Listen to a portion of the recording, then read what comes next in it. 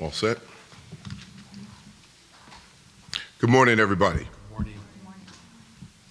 First of all, I'd just like to say I'm up here, standing here with Mayor Brandon Johnson, Chief of Detectives Antoinette Ursitti, Chief of Patrol John Hine, the Director of Community Policing Glenn Brooks, also Deputy Mayor of Public Safety Gary and Gatewood, Assistant Deputy Mayor of Community Safety Natasha Scott, and also the Mayor's Chief of Staff Christina Zayas.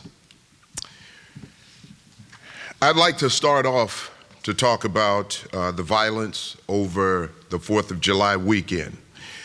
This past Friday, I was in Greater Grant Crossing for an Operation Wake Up that we hosted for a community that was grieving the loss of 2 mothers and an 8-year-old. Also, 2 other children who were shot and fighting for their lives. There was also a 1-year-old at that location inside the home who luckily and thankfully was not harmed, but was traumatized by the event that occurred in that home.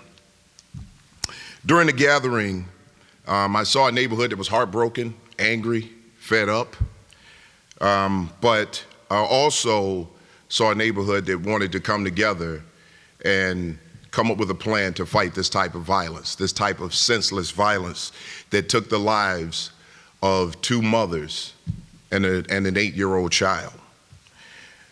What we really have to think about is the brazenness and the behavior of those who could walk into a home and see children and women and open fire on them. I mean, it's an amazing thing to think that as a human being that you could walk in and do something like that you could see a child and open fire. When we think about this type of behavior and we think about the people in those communities, it is important to understand that not only is the Chicago Police Department, but everyone in the city of Chicago, the mayor's office, that we provide something. We provide some type of comfort for those who are going through this on a daily basis. I think all too often, we don't recognize what people in these neighborhoods are going through, especially as it relates to violent crime. Because of this, we will be hosting an emergency assistance center tomorrow to connect anyone from across the city who needs support for resources. And I'll let Director Brooks talk about that a little later. What I will tell you is that the Chicago Police Department, we're putting forth every effort to deal with this level of violence. What we have to understand is that when we're looking at this type of violence, we look at celebratory days of the year, the 4th of July and other days like it, where groups come together, large groups gather, and sometimes this violence comes out of petty arguments. People who have been together all day, they come together as a group, they've been drinking, tempers flare, and people decide that they're going to air out their differences through violence, especially gun violence. It's important to understand that and think about the effect that gun violence is having on our communities. Just think about that. Again, children who are being shot in our city. Somebody knows something. Somebody knows who the offenders are in these cases. And it's really important that we work with our communities and that our communities understand that we're trying to work with those communities, because the more information that we get from communities, it's helpful to help us apprehend these individuals who are committing these violent acts. We need to take these people off the street, and we need to keep them off the street so that they don't reoffend, so that they don't destroy other families. We have to really stop and think about the mindset of someone who will shoot a child, a helpless child, an unarmed mother, and think that that's okay and go about their days. Those people have to be taken off the street. They have to be put away. If we're not doing that, then we're failing other families. We're failing people in our city. Chicago Police Department is going to do everything that we possibly can in coordination with the mayor's office, with Deputy Mayor Gary Gatewood, and the Office of Public Safety. What we want to do is make sure that we provide all the services that we can, but we also want to prevent this type of behavior. But the only way to do that is to apprehend those who are doing it, who are doing these types of crime, and then to hold them accountable, keep them off the street so that they can't do it again. We cannot bring back these children. If we want to avoid having these types of press conferences and these types of meetings again, we need every single person to step up. We need people to start coming forward. We need people to take responsibility. Help us help you. We want to take these people off the street. Our detective division, our police officers, our specialized units are working themselves day and night, sleepless hours, just to try to bring some level of justice to this. Because as our officers walk in and they see people who have been catastrophically injured or murdered, this is something that does not sit well with the men and women of Chicago Police Department when they walk in and see this type of carnage. We want to make sure that we bring a level of justice to these individuals. What I will tell you is this: we make adjustments as we go along. Crime does not sit still. It moves, it changes. And as the Chicago Police Department, we're flexible and we move as crime moves. We make adjustments, and we made adjustments throughout the week as we saw crime patterns hit us really hard. We will continue to do that. We're going to continue to work hard to make sure that we keep this city safe. And we're going to push the envelope when it comes to going after these violent offenders. We have to hold them accountable. Our first order of business should be those who have been victimized by violent offenders. We cannot take our eyes off the ball. We cannot stop thinking about the people who have been victimized by this crime. That is our focus. That should be our focus, and that should be our focus throughout. With that, I'm going to turn it over to Mayor Johnson. Mayor Johnson. Thank you, Superintendent. Thank you again, Superintendent, for your leadership. Today, I stand here today heartbroken. Over 100 people have been shot in this city. 19 people have been killed this holiday weekend. But these are not just numbers on pages. These are not just headlines in the news. No. These are our fellow Chicagoans. They're our neighbors, family members who've lost their lives.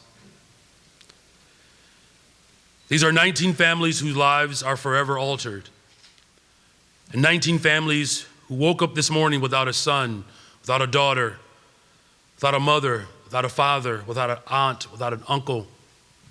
Over 100 people whose lives will never be the same. Whose next chapter in life is recovery and healing from this violence. These 100 people are members of families and communities, numbering in the thousands, who are also feeling the devastation and the impact of the incessant violence in the city of Chicago. I know all too well how this shows up, as I've often encountered the trauma in my classroom with my former students after a violent and horrific weekend. As a father raising a family on the west side of Chicago, this violence we are seeing It's very close to home. This violence plaguing our community, it is deeply personal. This is not about just simply tallying our pain. This violence that happened this weekend did not happen in a vacuum, however. No, it didn't. We are standing here today talking about a violent weekend because of generations of disinvestment and deep disenfranchisement in the exact communities where so much of the violence is taking place. But we are here to say emphatically that this is enough. It's enough. When this reckless violence ravages across our city at this magnitude, we are losing a piece of the soul of Chicago. And it deeply pains me to admit that, but it is true. But I will not stand idly by. We will not be passive in this moment.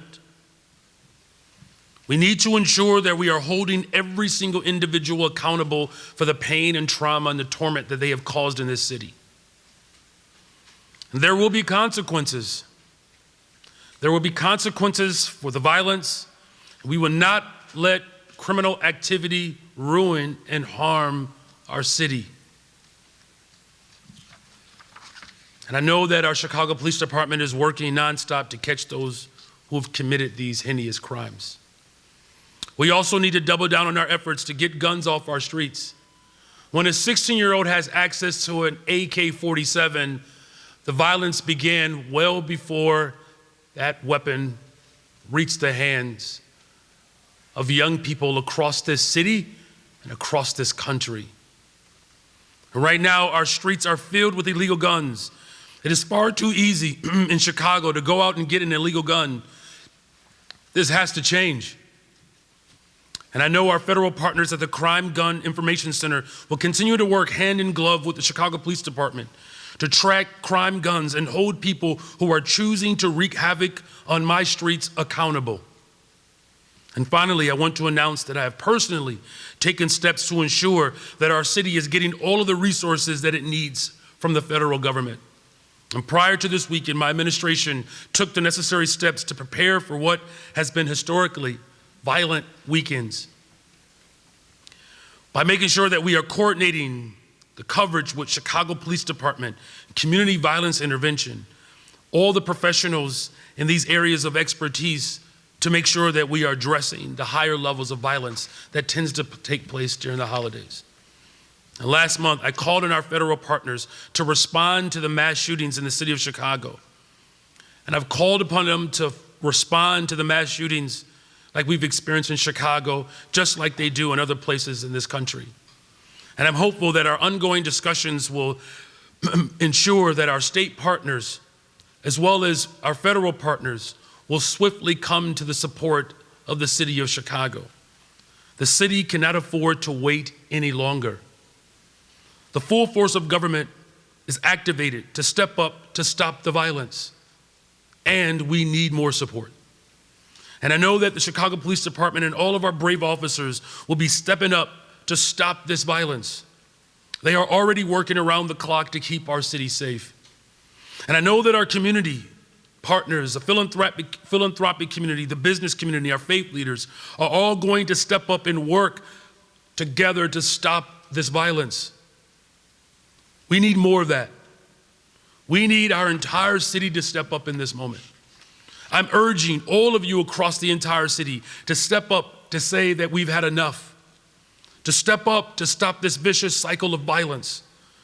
We all play a role because we are all members of these communities. Our city needs each and every one of us to lean and look out for our neighbors, to look out for our children, look out for our communities.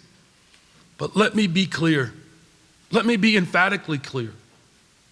This is a choice. It's a choice to kill. It's a choice to kill women, a choice to kill children, a choice to kill the elderly. And these are choices that the offenders made and they calculated. And I'm here to say emphatically that we have had enough of it.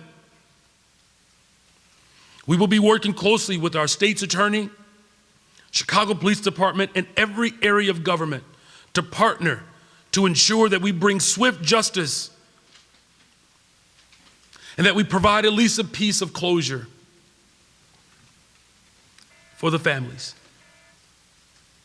We are going finally block to block, neighborhood by neighborhood, to make sure that the city is safe and to ultimately stop this violence. It's because these are not just numbers on pages. These are our fellow Chicagoans. And this is unacceptable.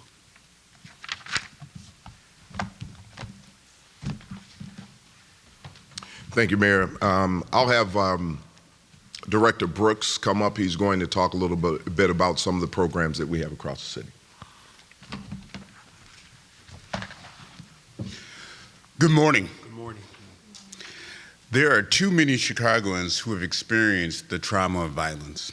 We recognize that when these crimes occur, the victims, survivors, are affected, their families are affected, the community as a whole is affected. That's why we have organized an emergency assistance center. At these centers, our crime victim service team partners with community organizations to provide support, resources, services, and information to those who need it. We are hosting the Emergency Assistance Center tomorrow, Tuesday, at Fosco Park, located at 1312 South Racine, from 3 to 7 p.m. Correction, 3:30 to 7 p.m. Through these centers, we set up a response to a shooting that occurred in the 1300 block of Hastings that left 8 people wounded. However, we are ready to serve anyone in need of assistance, whether that trauma was experienced this weekend, last month, or years ago. Our services are free to any type of violence, including domestic violence. You do not need a police report to receive these services. We encourage anyone who is affected by violence, both directly and indirectly, to visit the center and receive service and information that includes crisis counseling. Thank you. I'll turn it back to Superintendent Snelling. Thank you, Director Brooks. With that, we'll take any questions you may have. My name is Jesse Echeverria with Univision Chicago. You said adjustments to prevent more violence will be made along the way. As you know, this weekend, 3 neighborhoods saw mass shootings. Is CPD planning to do any adjustments immediately in those neighborhoods? Yes, so what I will tell you is that we did make adjustments. So here's what has to be understood, especially when it comes to what we refer to as mass shootings. We see this across the country right now, not just here in Chicago. And in certain communities, when people get together, everybody has the right to assemble. As the police department, we do monitor those things because we know that there is a possibility that could lead to some type of violence. However, as a police department, we still have to walk that fine line so that we're not stepping on people's right to assemble. That being said, we still want to make sure that they're doing it safely. So what we've seen in those types of situations is people are assembling, and it's not that it's a group of bad people, but you may have 1 or 2 bad actors within that group. An argument ensues. The next thing you know, someone pulls out a gun, and there are more guns at times, and then the shooting starts. So what we do is we make sure that we monitor those things as best we can. So adjustments were made the following night and throughout the weekend, and we're going to continue to make those adjustments. Joni Lum at Fox 32. Can you provide an update on any of the investigations? Have there been arrests? Did Operation Wake Up provide any credible leads for you? Is there a development in any of these? Well, here's what I can tell you, and I don't want to necessarily bring Chief or City up for this. This is an ongoing investigation, and we have leads. We follow the leads that we have. They're still gathering evidence, still collecting information, and I will tell you right now, the Detective Division is working really hard on these cases, especially the ones that are involving children.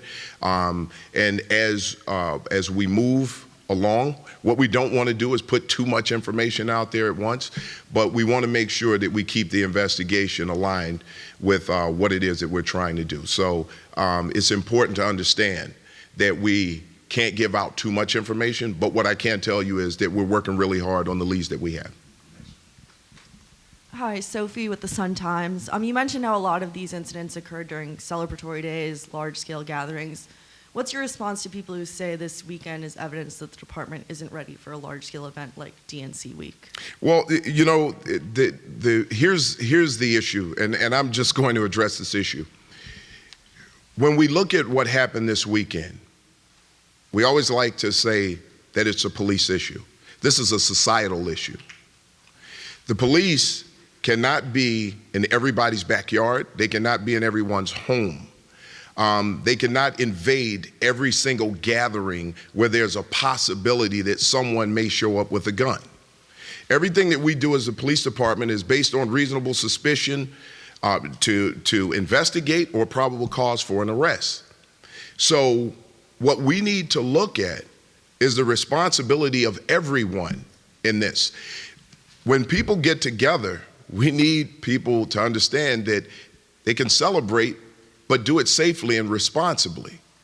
That being said, that when we know that we had someone who committed a crime, especially one of a violent nature, that we need people to step up.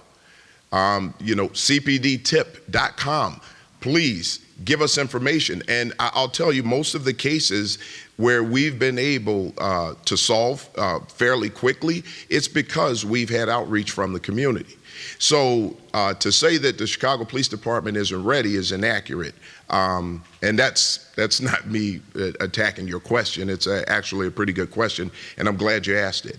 But everyone needs to be involved in this. This cannot just be the police department alone. I've said that since I started this job. It has to be everyone involved. So where we have the authority to step in and make arrests or stop violence when we have information or intel based on that, we will do that. We have done it, and we're going to continue to do it. And as we move along, we make those adjustments. Next question. I have an off-topic question, if that's cool. Introduce yourself, please. Yes, Carolina Garibay, WBBM. I have a question, and probably more for the mayor, about the Pride Month arrests that we saw at the end of last month. We have seen some calls from some of my colleagues and people calling to move future Pride parades to downtown area. I'm wondering if you can comment on that. Do you agree? What are your thoughts on that? So again, you know, the city of Chicago, we are known for our celebrations, and Pride Month this year, there was no exception there. It was a beautiful display of an entire community that needs more protection. As far as how we celebrate moving forward, I have an advisory council. It's 21 members in this advisory council for the LGBTQ plus community. It's the largest advisory council that we've ever had in the city of Chicago. It's the first time in 10, 12 years that every single position or slot has been filled. I trust their guidance and their leadership. As these discussions continue, we'll make decisions that are best for the people of Chicago. Thank you. Hi, Alice Ginn with the Chicago Tribune. This is for both the superintendent and mayor. First off, given how many officers were diverted to Grant Park for NASCAR, is it a good idea to continue scheduling this event during one of the most historically violent weekends of the year for Chicago? Well, what I can tell you is this, and then I'll let the mayor step in from the police standpoint. We looked at last year where we had a number of officers who were detailed to that particular event. We had significantly less officers at that event this year. We recognized that we had a level of security around that event where we didn't need as many officers, so we were able to scale that down this year, and we'll continue to do that. Yeah. Thank you, Superintendent. As far as the weekend of NASCAR, obviously those were dates that we inherited. We will continue to assess how this particular weekend for NASCAR, how this particular weekend best benefits the people of Chicago. But I can say, to the superintendent's point, there's been strategic enforcement as well as strategic deployment throughout the entire weekend, as well as you might remember, me renegotiating with NASCAR how to support that deployment, right, with additional dollars from NASCAR. But no decision has been made on which weekend in particular is best suited, because I'll just say it like this. Whether it's a holiday weekend or a weekend that someone is celebrating their wedding anniversary, the point of our work is to ensure that every single weekend in the city of Chicago is as safe as possible. And to follow up on the renegotiation you made, given this year's weaker attendance at NASCAR, how certain are you that NASCAR can pay the city the $2 million they promised you? And what's the deadline for the city to get that money? So that's my comptroller's responsibility. I don't just walk around the city collecting checks from people. Our comptroller does a really good job at that. You know, as far as the overall economic benefit, again, that will be assessed and analyzed, and we will make a decision accordingly. All right, thank you. Mayor Johnson, Sam Charles, also from the Tribune. Hey, Sam. Since the 4th, there were at least 10 shootings in the 15th district over the weekend, obviously where you live. I'm just wondering if you or your family heard any of those shots fired, and if so, what went through your head? Yeah, thanks for that question, Sam. Look, there's no secret where I live, right? You know, that's why this is personal for me. I've shared this. We've had gunshots come through our home, right in my children's bedroom, on our front porch. You know, as beautiful as Austin is, it's a neighborhood that unfortunately has been neglected over the course of decades. Of course we hear shots. I'll never forget a time when children were much younger. There were shots right outside our front door, and you can hear my kids screaming in the other room. My wife and I, we hit the ground. We're crawling to our children's room and just hoping we're not the headline. And it can't be that way. Look, there's a lot to be desired in this moment. There is. And what we've experienced over this weekend is unacceptable. And we didn't get here overnight. And everyone knows that. Let's tell the full story of how we got here. Because if you skip a chapter, it won't give us the ability to actually make the proper adjustments so that we can ensure better, stronger, and safer becomes a reality. But the fact of the matter is, where there is most violence, that's where the poverty is most pervasive. And this is not just unique to Chicago. This is all over the planet. Where there's poverty, there's destruction and terror and torment. Now, as I said, I'll finish with this. We gotta hold people accountable. But you know what my ultimate goal is to transform this city so we cut off the pipeline of boys between the ages of 10 and 19 being either victims or the perpetrators. So, yeah, it is personal.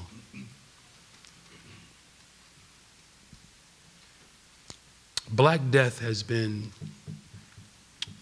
unfortunately accepted in this country for a very long time. We had a chance 60 years ago to get at the root causes, and people mocked President Johnson. And we ended up with Richard Nixon.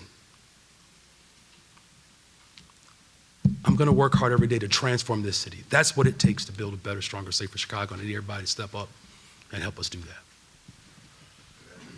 Yeah, Patrick Fazio, NBC5. Mayor, with these shootings and the violence we've been seeing recently, back in May, you introduced that comprehensive summer safety plan. Does that mean that plan is not working? It means we have to double down our efforts. I can tell you what doesn't work. I can tell you what doesn't work. We all know what doesn't work in this room. Closing schools, shutting down public housing, raiding pensions, not balancing budgets. We know that doesn't work. Everything has already been tried, and it has failed. And what I'm saying is, yes, we got to hold people accountable. And I'm confident in our police department, our superintendent. Our detectives are working overtime. That's why I made a commitment to hire 200 of them. We're almost there within my first term. So we got to solve crime. And our detective division has stepped up and they're doing that. But it's not just policing alone. Look, it's not enough for me to stand here and say homicides are down and shootings are down.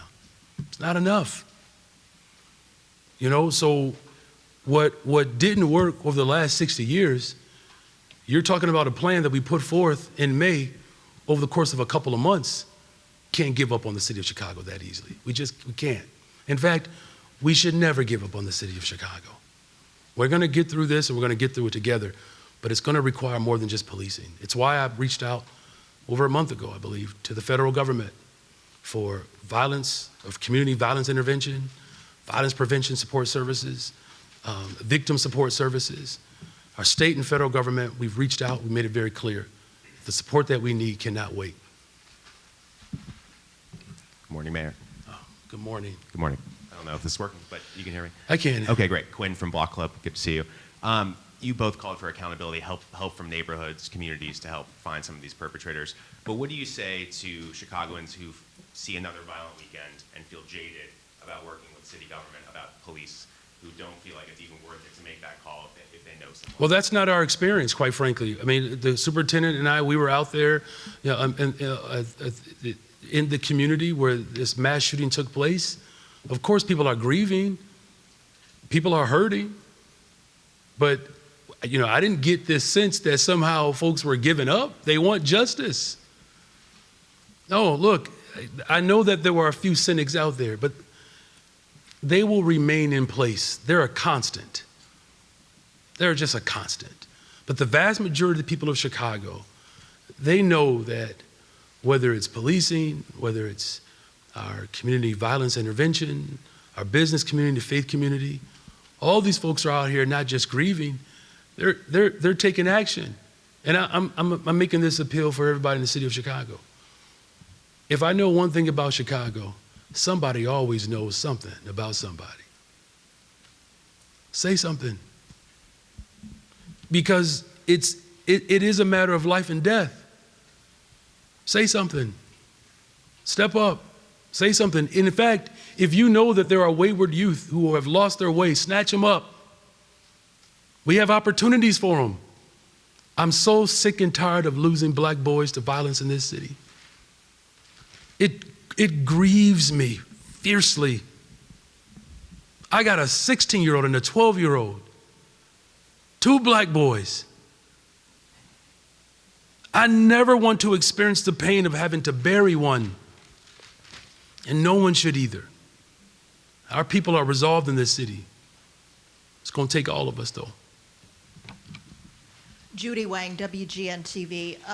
The curfew for 31st Street Beach, have there been talks to extend that, or is that going to end today? Well, as you know, I'm constantly in conversations with the aldermen, with the police department, with businesses that are over there. The ultimate goal is to keep people safe. What we have is a situation that is far beyond just simply a curfew. We do. Wouldn't it be nice if I could just, as mayor of the city of Chicago, tell everybody to go to bed when I go to bed? But, you know, the violence that happened, this mass shooting with 2 mothers and a baby, happened at 6 o'clock in the morning, is that right? 6:30 in the morning. It's not just simply about curfews. It's about all of us working together to end this cycle of violence.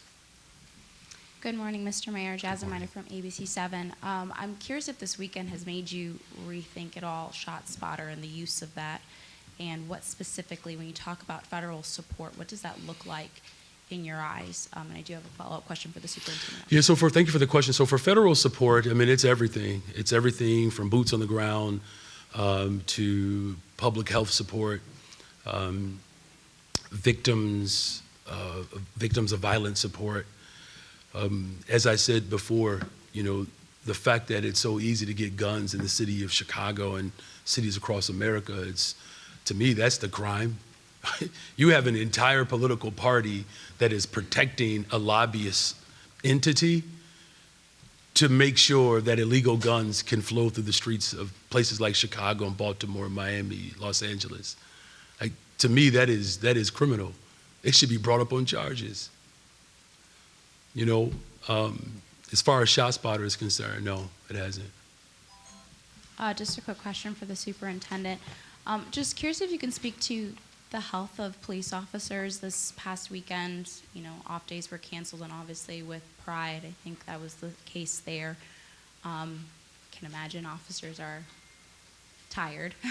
To say Yes, the least. Yeah. and a good question. Thank you for that question. It's important that we make sure that we're aware of the well-being of our officers. We've canceled less days off this year. I think we're down probably 70% in day off cancellations this year for our officers. We're making sure that we're focused on our officers.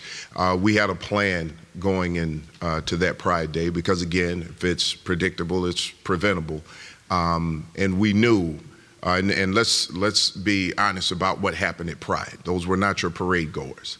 Those were people who went into that neighborhood and decided that they were going to commit acts of violence, vandalism, things of that nature, and our officers were ready to deal with that. And that's what happens when we prepare. This is what happens when our officers are prepared. And when our officers are prepared and they respond and they feel good about their response, they're better off. They know that their time was served well. So it's not just canceling days off just to cancel days off. It's to make sure that our officers have enough manpower out there to deal with the situation at hand, and make sure that they keep down the violence. It keeps them safe, it keeps everyone around them safe, it keeps the city safe. Eve Angel Yanubian, on air, The Female Solution.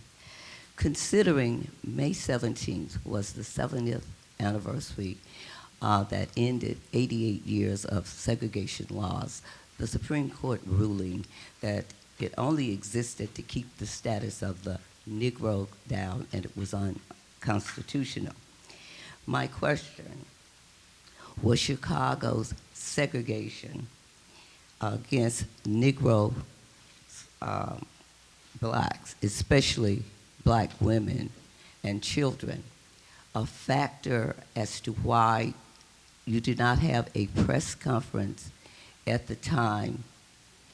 If not, what was the reason? I'm sorry, I'm not necessarily tracking the question. When the two mothers were murdered in their homes and 3 small children were left critically injured, one has since died, what was the reason there was no press conference? There actually was a press conference.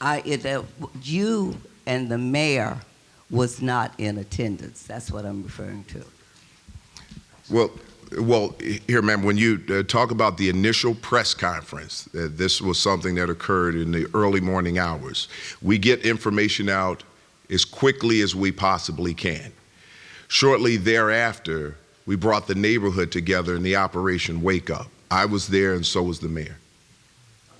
I'm saying We'll go to the next one. was there. Mr. Brooks was there at the press conference, but you and the mayor was not.